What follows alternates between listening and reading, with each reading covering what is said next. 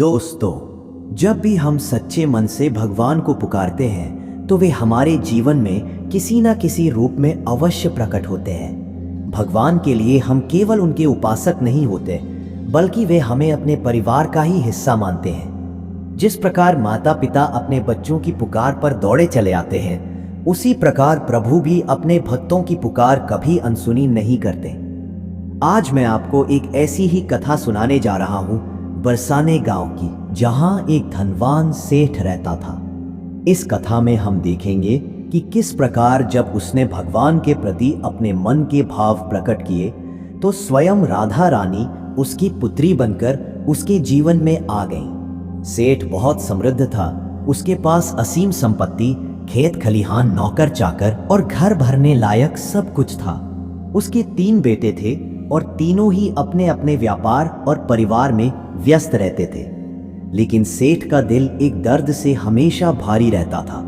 उसके जीवन में एक पुत्री का अभाव। शुरुआती दिनों में यह कमी उसे बहुत नहीं सताती थी, क्योंकि उसकी पत्नी उसके दुख सुख की साथी थी। दोनों पति पत्नी एक दूसरे का सहारा बने रहते थे। मगर समय के साथ उसकी पत्नी का देहांत हो। अब तीनों बेटे अपनी गृहस्थी में रम गए थे। बहुएं अपनी अपनी दुनिया में व्यस्त थी। धीरे धीरे सेठ का मन बिल्कुल अकेला पड़ गया। जब भी वह देखता कि किसी पड़ोसी या परिचित के घर में बेटी है जो पिता से बातें करती है, उसके पास बैठती है, उसका हालचाल पूछती है, तो सेठ का हृदय और अधिक उदास हो जाता। वह सोचता, काश मेरी भी कोई बिटिया होती तो वह मेरे साथ बैठकर मेरा मन हल्का करती। दिन बीतते गए, लेकिन यह अभाव उसके मन को और गहराई से सालने लगा। इतना कि कभी कभी सेठ अपने आप से प्रश्न करने लगता, भगवान ने मुझे इतनी समृद्धि दी, 3 बेटे दिए, लेकिन एक बेटी क्यों नहीं दी। एक दिन ऐसा हुआ कि गांव के एक विद्वान पंडित उसके घर आए। वे पंडित धर्मशास्त्र के जाता ही नहीं, बल्कि बहुत करुणामय और संवेदनशील भी थे। उन्होंने जब सेठ को देखा तो पाया कि उसके चेहरे पर एक अजीब सी उदासी और मायूसी छाई हुई है। पंडित ने मुस्कुराते हुए पूछा, सेठ जी, आप तो बड़े धनाढ्य हैं, सब प्रकार की सुविधाएं आपके पास हैं, फिर भी आपके चेहरे पर यह उदासी क्यों है? क्या कोई विशेष चिंता है? सेठ ने गहरी सांस ली और आंखों में हल्की नमी के साथ बोला, पंडित जी, मेरे पास सब कुछ है, लेकिन मेरे भाग्य में बेटी का सुख नहीं लिखा था। यही कमी मुझे हर पल सताती है। मेरी पत्नी तो अब रही नहीं और बेटों बहुओं के अपने काम है। कोई ऐसा नहीं जो मेरे मन की बात सुने, जैसे एक बेटी सुनती। यही कारण है कि मेरे हृदय में हमेशा एक खालीपन बना रहता है। पंडित ने उसकी बात ध्यान से सुनी और शांत स्वर में बोले, सेठ जी, आप जिस बात को अभाव समझ रहे हैं, उसका समाधान भी आपके पास है। भगवान ने हमें जो नहीं दिया, उसकी जगह हमें भगवान को ही आमंत्रित करना चाहिए। आप क्यों ना राधा रानी को अपनी बेटी मान ले? जैसे लोग अपने आराध्य को पिता या माता मानकर पूजा करते हैं, वैसे ही आप उन्हें अपनी पुत्री मानकर उनसे बात कीजिए। विश्वास मानिए, यह अभाव आपको कभी परेशान नहीं करेगा। भगवान से सच्चा रिश्ता जोड़ने पर वही हमारे जीवन की रिक्तता को भर देते हैं। सेठ को पंडित की यह सलाह बहुत भा गई। उसके मन में एक नई आशा जाग उठी। अगले ही दिन वह राधा रानी की एक सुंदर प्रतिमा लेकर आया और घर में प्रतिष्ठित किया। अब सेठ की दिनचर्या बदल गई थी। भोजन से पहले वह राधा रानी को भोग लगाता, फिर स्वयं भोजन करता। रात को सोने से पहले वह प्रतिमा के सामने बैठकर उनसे बातें करता।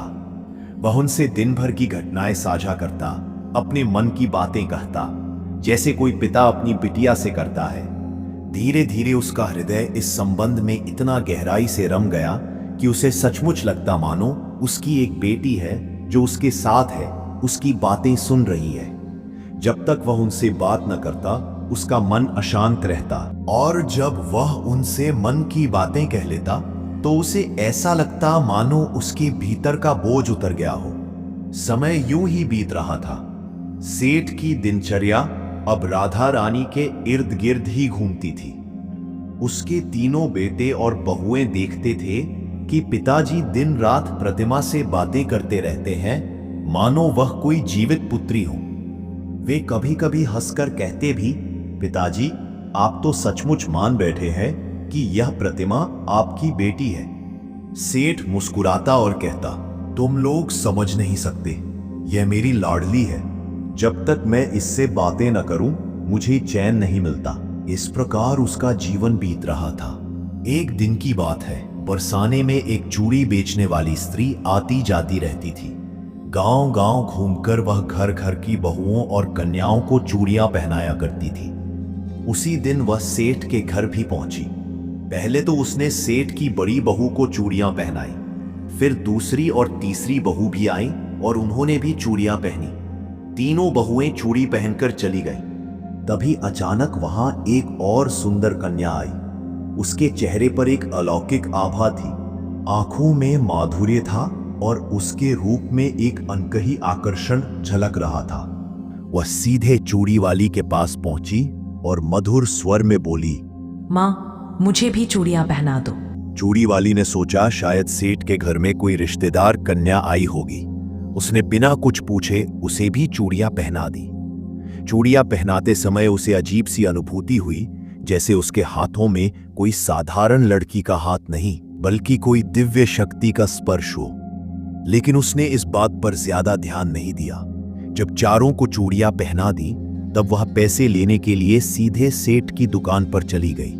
वहां पहुंचकर उसने कहा, सेठ जी, आज मैंने आपके घर पर 4 कन्याओं को चूड़ियां पहनाई हैं, अब मुझे उसके पैसे दीजिए। सेठ ने चौंक कर कहा, 4? मेरे घर पर तो केवल 3 बहुएं हैं, चौथी कहां से आ गई? चूड़ी वाली ने दृढ़ता से कहा, हा, नहीं सेठ जी, मैंने अपनी आंखों से देखा है। 3 तो आपकी बहुएं थी और एक और लड़की आई थी जिसने मुझसे कहा कि मुझे भी चूड़ियां पहना दो। वह बहुत सुंदर थी। उसके हाथों में जब मैंने चूड़ियां डाली तो मुझे लगा जैसे मैं कोई साधारण कन्या नहीं बल्कि किसी देव कन्या को चूड़ियां पहना रही हूं। सेठ के मन में हलचल मच गई। उसने सोचा, मेरे घर में तो कोई चौथी कन्या नहीं है, ये चूड़ी वाली कैसी बात कर रही है? वह बोला, तुमसे कोई भूल हुई होगी, मेरे घर में केवल 3 ही बहुएं हैं, बस मैं 3 के पैसे दे देता हूं। उसने उतने ही पैसे चूड़ी वाली को थमा दिए और कहा कि शायद उसका भ्रम हुआ होगा। चूड़ी वाली भी यह सोचकर कि कहीं बहस ना हो जाए, बिना और कुछ बोले पैसे लेकर चली गई। उस दिन रात को सेठ ने हमेशा की तरह राधा रानी की प्रतिमा के सामने भोग लगाया, उनसे बातें की और सो गया। लेकिन नींद में ही उसे एक अद्भुत स्वप्न आया। उसने देखा राधा रानी स्वयं उसके सामने प्रकट हुई। उनके मुख पर हल्की उदासी थी और वे आंसू भरी आंखों से कह रही थी, बाबा, आज आपने मेरे साथ न्याय क्यों नहीं किया? जब मैंने चूड़ियां पहन ली तो आपने चूड़ी वाली को मेरे पैसे क्यों नहीं दिए? आप तो कहते हैं कि आप मुझे अपनी बेटी मानते हैं, फिर आपने मेरे हिस्से की चूड़ी का मूल्य क्यों नहीं चुकाया? क्या एक बेटी की चाहत का यही फल है? इतना कहकर राधा रानी रोने लगी। उनका स्वर इतना मर्मस्पर्शी था कि सेठ का हृदय कांप उठा। वह भी फूट फूट कर रोने लगा और बोला, लाडली, मुझे तो यह आभास ही नहीं था कि तुम सचमुच मेरे घर आई थी। मैंने सोचा वह स्त्री झूठ कह रही है। मुझसे बड़ी भूल हो गई। क्षमा करो बेटी, क्षमा करो। रोते रोते उसकी आंख खुल गई। वह पसीने से तरबतर था और दिल धड़क रहा था। उस क्षण उसे पूरा विश्वास हो गया कि राधा रानी ने वास्तव में उसके घर आकर चूड़ियां पहनी थी। सुबह होते ही सेठ सीधे चूड़ी वाली के घर पहुंचा। उसके पैरों में गिरकर उसने कहा, मां, तुम कल सच बोल रही थी। सचमुच मेरी बेटी राधा रानी ने तुमसे चूड़ियां पहनी थी। मैं मूर्ख था जो तुम्हारी बात पर विश्वास नहीं किया। यह लो, मैं उनकी चूड़ी के पैसे चुका रहा हूं। यह कहकर उसने केवल पैसे ही नहीं बल्कि बहुत सी स्वर्ण मुद्राएं उसके चरणों में अर्पित कर दी। उसकी आंखों से लगातार आंसू बह रहे थे। चूड़ी वाली यह देखकर स्तब्ध। उसने कांपते हुए स्वर में कहा, सेठ जी, कल जो कन्या मेरे सामने आई थी उसके रूप और आभा ने मुझे भी विचलित कर दिया था। अब मैं समझ गई हूं कि वह साधारण कन्या नहीं, स्वयं राधा रानी थी। धन्य है आपका जीवन जो आपने उन्हें बेटी बनाकर पाया है, और धन्य है मेरा भाग्य जो मुझे उनके दर्शन हुए। मुझे इससे अधिक कोई संपत्ति या स्वर्ण नहीं चाहिए। यही मेरे जीवन की सबसे बड़ी कमाई है। उसकी आंखों से भी आंसू बहने लगे। सेठ का हृदय अब बदल चुका था। वह पहले भी राधा रानी को प्रतिमा के रूप में अपनी पुत्री मानता था, लेकिन अब उसे पूरा विश्वास हो गया कि वे केवल प्रतिमा तक सीमित नहीं है, बल्कि सचमुच उसकी बेटी की तरह उसके जीवन में आकर उसे अपने सान्निध्य का अनुभव करा रही है। उस दिन सेठ के भीतर एक नया जीवन संदेश जन्मा।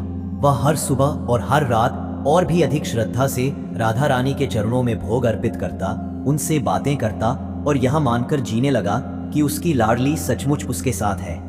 उसकी आंखों में अब अकेलापन नहीं, बल्कि एक अद्भुत संतोष और माधुर्य झलकता। लोग उससे पूछते, सेठ जी आप तो अकेले रहते हैं, फिर भी आपके चेहरे पर यह संतोष और खुशी कैसे है? वह मुस्कुराकर कहता, मैं अकेला कहाँ हूं, मेरी बेटी हर समय मेरे साथ रहती है।